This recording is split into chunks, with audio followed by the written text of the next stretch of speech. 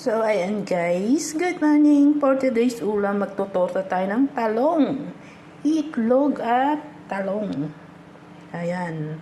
Tortang talong. So, yung talong, iibabaw lang natin siya guys sa sinaing. Ayan. Para maluto. So, ayan guys, yung ating nilagang talong. Nilagyan na natin ng dalawang itlog. Bati-batihin natin at pwede na siyang iprito. So, ayan guys, kain na tayo ng ating tanghalian guys. Kasi kahapon maghapon, umaga hanggang gabi wala tayong rice. So, ngayon kakain tayo ng maraming rice. Ayan, tortang talong para sa ating tanghalian guys. Guys, kain tayo guys. Ang ating ulam ay tortang talong long. Ayan.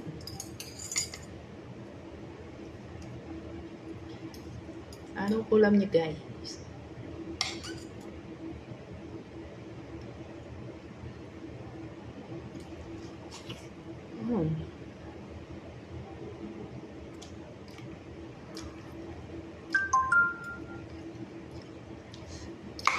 Kain.